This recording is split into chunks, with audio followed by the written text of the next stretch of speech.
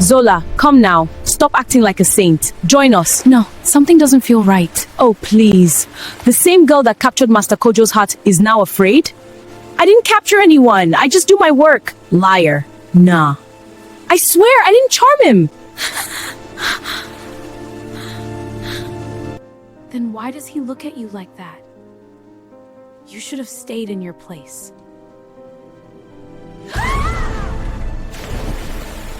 They pushed her into the river and stood there watching her die.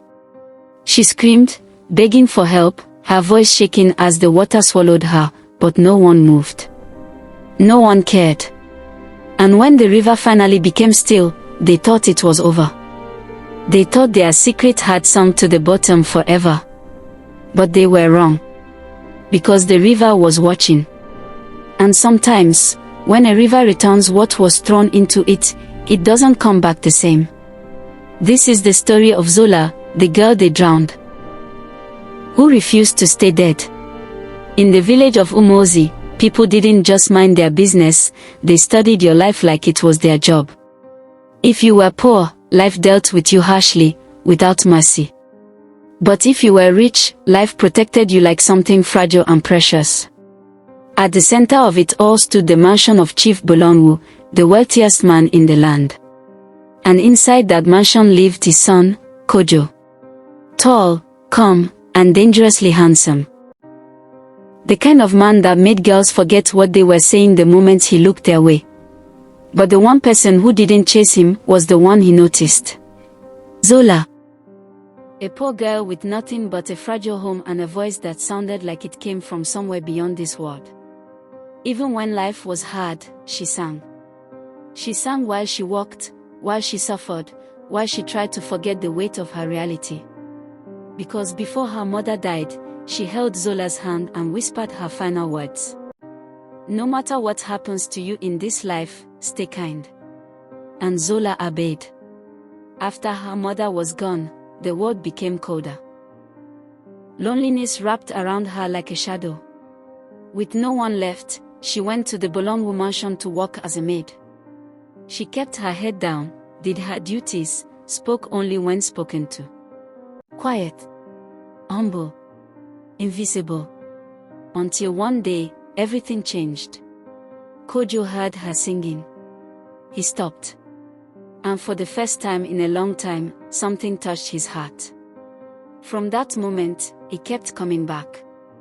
Not for the house, not for the work, but for her. One afternoon, he stood in front of her holding a gold necklace, his eyes softer than usual. This is for you, he said. But Zola stepped back immediately, shaking her head. I can't accept this, sir. Kojo frowned slightly. Why? He asked. Zola looked down, her voice quiet but firm. Because I know my place. Kojo took a step closer. And what place is that? She swallowed. The girl who sweeps your floor. Kojo shook his head slowly. I don't see you that way. A silence fell between them, heavy and dangerous. Then he said it, softly but clearly. Zola. I like you. But they were not alone. Behind the walls, hidden in the shadows, three pairs of eyes watched everything. Ngozi. Busy. Ada. And in that moment, something ugly began to grow inside them. Jealousy. Hot. Bitter. Dangerous. That night, they made a decision. Zola had to disappear. They called her with fake smiles and soft voices. Zola, come and help us fetch water. And because Zola's heart was still kind, she followed. She had no idea she was walking into the mouth of danger. When they reached the river, something felt wrong. The air was heavier. The smiles were gone. The warmth had disappeared. Ngozi stepped closer, her eyes cold. You should have stayed in your place. Zola frowned, confused. I don't understand, but before she could finish her sentence, they pushed her. She hit the water hard. Help me, she screamed, her hands thrashing wildly. I can't swim. Her voice cracked as fear took over her body. She tried to stay afloat, tried to breathe, tried to survive. Please. I don't want to die, but the river did not answer. And the ones who put her there simply stood and watched. Slowly, her strength faded. Her voice disappeared. And the river swallowed her whole. Silence. Darkness. Nothing. Then suddenly, light. A presence. A hand reached for her, pulling her gently out of the cold emptiness. Zola's eyes fluttered open as she found herself no longer sinking, no longer dying. Standing before her was a woman, not ordinary, something else.